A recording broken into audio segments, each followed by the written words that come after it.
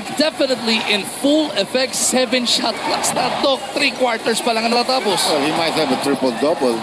Those are very rare, no? Block shots, especially coming from a 6'4" player, no? Ika nga nila, Doc, it's not the size of the dog in the fight, but the size of the fight in the dog. Pinakamaliit na import ka nga, pero grabe naman ang pinapakita mo. Kaya lamang sila dito ng 11:57:46. Globalport, though, has 12 minutes to try and make up those 11 points. CJ Leslie has definitely have to come back to life in this fourth quarter after only coming up with 2 points in the third. Well, I think without Pingris there, he might be able to get away with a lot of things. And also Blakely sitting down for a while here. Melton scooting in. Kinalpo si Leslie sa pagkakataon na yun. Great move there by Melton, who himself is having a good shooting night today. Romeo kontra dito Malyari, going to the crossover and the pirouette. Romeo scoop too strong. Bola mababalik sa Purefoods. But they know people beating him and they're all bigger than he is. Sampayan Brigade ang dala dito ng Purefoods as Malyari shows him how it's done dito sa kabila. Globalport's got to show some defense. They're not going to get back in this game just trying to outscore Purefoods right now. Back to the biggest lead of the game na. 15 puntos para sa Star Hotshots. Miranda in the lane, kicks it out. Baclao looking for Romeo. They're joined by Semerad and Leslie. Baclao inside. Traveling ang pito go.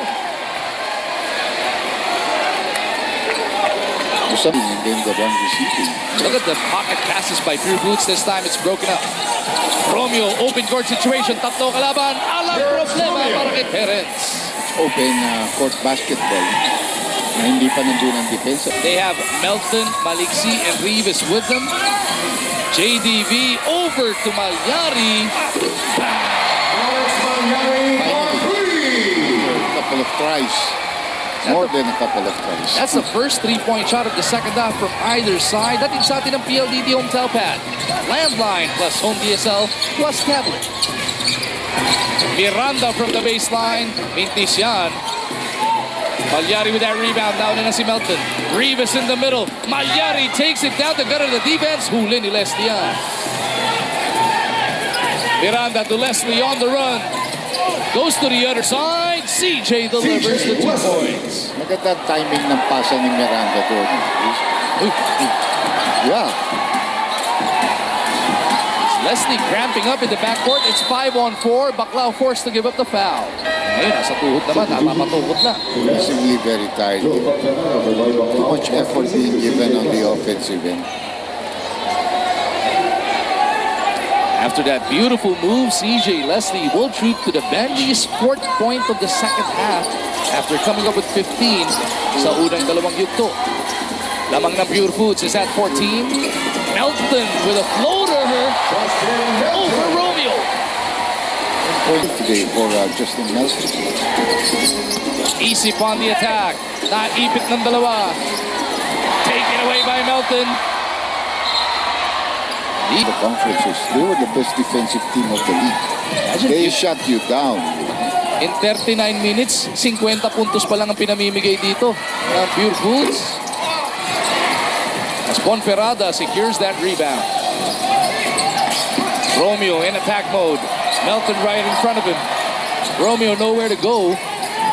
Pringle naman na magwa one-on-one. Bibigay kay Romeo. Melton right there with Terence. Semerad from the outside, Mintisyon. Melton on the move.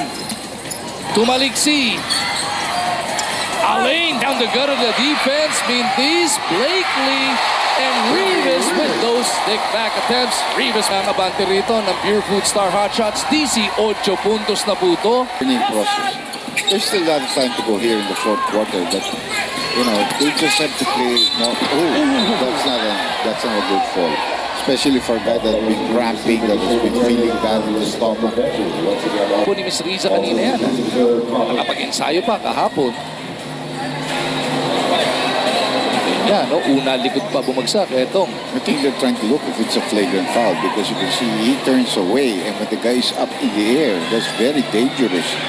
He didn't want to foul him anymore, but he turns his back on him and the guy has the kick, he was up in the air. Kahit hindi sadya, if you clip him from underneath, delikado yun. Yeah. Can't say the intention, it's what happened. You know? Lahat naman ng foul, hindi siya dyan, di ba? Yeah, you don't want to foul somebody. Unless talagang hinawakan mo to stop the clock. Flagrant foul penalty 1 on Marcus Blakely. And Blakely will have to sit out for 3 minutes Marcus Blakely to the bench for 3 because minutes. of that flagrant. Pinuntahan ko yung kanilang PT dahil nga daw kahapon na nasa ER to, he's kind of dehydrated. He is not feeling very, very well. At ayun, inabot na nga yung cramps ng kanyang left hamstring. Although, ang kanyang mga teammates very, very supportive sa kanya. Ang sabi nga nila, don't give up on us, keep on fighting with us. And CJ hindi sumagot, pero you could see his body language nasa court. Yeah, and that's, you know, especially the local, para kasabihan ng ganyan. Even though you've been outplayed, if you look at it compared to the way the other important. They opened their campaign in this Commissioner's Cup with a win over Kia. They are in danger now, falling to 1-1 as Purefoods has taken this game by the horns. Oh, it's very evident here is the second team of Purefoods, with the exception of the Bags, has really played a superb game. So much so that sila James ay hindi na bumabalik sa laro.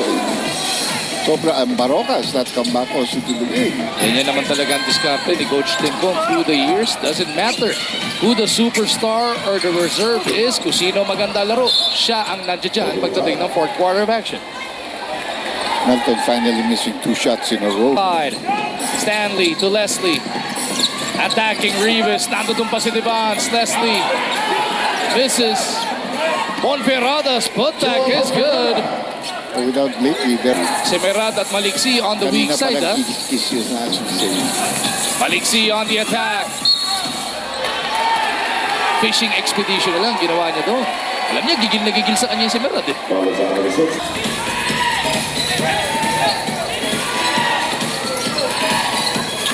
Malyari down the middle. Gets the basket. May kasama pang foul. Well, you know, his strong side is going to the left. You cannot give him that once he passes it. You got to let him go to his weaker side. Make him use his other hand. James Sharp, by the way, is back in the ball game for Malyari. James Sharp talking to Miranda. And ito si Coach Eric Gonzalez eh. Humuhugot na ng malalim mula sa kanyang bench. John Pinto on the floor for the first time, replacing Pringle. Not been that kind of game para dito kay Stan. Yeah, well, hustler rin ito eh. No? He has knowledge, no? Like, competition, but he's a player. Let's see if he can provide that spark para dito sa Batang Pier as they have 5:40 sa Globalport. That was not Blakely you were passing to. Although, you know, he's capable, or Rivas is. But if you make the pass too wide, he cannot bend his body all the way to pick it up. CJ Leslie. Yeah. That's a 3-point shot. So, right, all of a sudden, that leads down to 11. And with 23 points, however, for Leslie is not bad. 9 rebounds. But I guess his percentage just has to be a little bit higher for them to get back. Rivas, aaktong bumbero pero hindi niya makakuha yung basket na yon. Ball remains with Purefoods. James Shop back on the floor. Baroka to Rivas. Looking for James. Yap, up, under. Matalas yung tira na yon. Running start for Pinto. Chased down by Malyari. Pinto is fouled. Yan sinasabi ko eh. Iba si Pinto katulad kanina yung pass. Points, kanina lang. 18 yan, ha? Yeah, it's a big comeback here. And using what you would say more of the reserves rather than the expected players that will give you good scoring. Baroka from Devance puts his head down. Baroka's teardrop is good. 9 points in the game para dito kay Mark Pinto. Looking for that opening. Naparahan siya ni Blakely. They go to Leslie.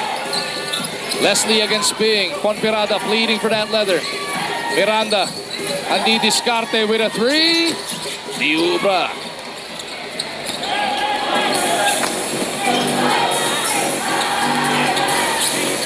(75-63). Purefoods up by 12.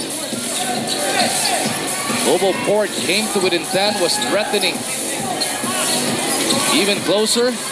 But itong pagbabalik ni Blakely has resulted in back-to-back hits para sa Hotshots. So that's a mismatch that Purefoods quickly exploited. Leslie pull-up jumper off that glass for 2. 25 in the ball game for the Still a 12-point lead being enjoyed here by Purefoods Star with only 3.5 minutes left. Globalport looking for a stop. Baroka pulls up on top of Pinto. Rebound, Leslie had a hand on it. It ends up with Paulo Taha. Taha zigzagging his way into the front court. Nakita niya si Ping yung nakasabay sa kanya. He was forced to kick it back out. They turned it over. Baroka will look to be patient on this attack. You have a lead. You can use the clock to your satisfaction before you even try to make an attempt. Tenok, nakita niya, teka lang, ba't ako naiwan dito kay Blakely? Globalport has a week off before they get back to the PBA hardcourts. They gotta play this last 3 minutes perfectly, but James Yap make sure the separation is there. Purefoods back up by 14 points. Leslie dancing with Rivas. His kick-out pass bothered by Baroka. Blakely and Baroka. Oh, what a connection. Talagang Overs. Take another look at it. Baroka with the tap. Blakely gets it back to Baroka. He puts it up high, and Blakely throws it down hard. That was a cool move brought to you by Prestone Coolant.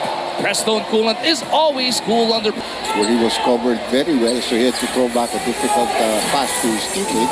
It was stolen, resulting in fast break points. The Batang Pier and a must score. Pringle kicks it over to Romeo. Terence dancing with Baroka once again. Terence trying to get it over to Ponferrada. Play is broken up by Purefoods. Good idea in trying to set up a pick and then roll in quickly. James in trouble. Ball tapped out of bounds by one of the guys in green. FD natin si Miss Crystal Edward. Sang-ayon si Doc sa napili mo na best player of the game. Mamaya, i-reveal natin yan after this game. At kung gusto nyo marinig yung panayam, siyempre maglagaw na sa www.sports5.ph. Pagbitaw natin dito sa TV5, tuloy-tuloy ating pagtutok sa ating streaming site. Siyempre, lahat din po yan mapapanood sa Channel 198 HD sa Signal, $2.99 for the entire Commissioner's Cup. Blakely against Pringle. He sidesteps his way to that layup. I would say the Blakely effect really is something else here for this team. It has rejuvenated the whole team. Romeo from the outside finally drills a three. So Purefoods, dito sila nadapa Dito 7 sila weeks ago. bumangon kagad. At dito nga, sabi mo nga ito kanina, dito yung pwede silang bumangon ulit, and with this impending victory, it should boost their morale the rest of the way. I would think so. Now, of course, they would have to compare what Blakely can do against other bigger imports. Because Leslie is not built like a center. He's not a post player. Oh! Is that JDB, one count? I don't think that's one. no count on the three. In Jerwin Gago and Lester Alvarez, the mop-up crew. These guys will be back in action this coming Tuesday sa Smart Araneta Coliseum. They go up against the Alaska Aces. Alaska is debuting with who is their import? Do you know? I'm not sure. I haven't. Big Dome, katapat nila, rain or shine, alas 4:15 ng hapon. Mabigat sa kalaban din yun. Saka post player yung kanilang import. They have the defenders to stop Jackson. 31 seconds dahil nga iniisip nila na okay, talo na pero ayaw mong masyadong lubog yung magiging coach nyo. Malay mo, sila rin magkatabla-tabla. Dok, etong tournament na to, no, 4 ang matatanggal pagdating ng Kaya dulo. 4 ang matatanggal. So 8 na lang talagang matitira dyan. Romeo, acrobatic attempt doesn't work. Actually, masarap pa yung mga yan. Nag-aabang yan para paglabas ng Purefoods. Mahigit ang Gako. Ayan, may sigaw pa si Gako. May salubon. Ano naman, ano?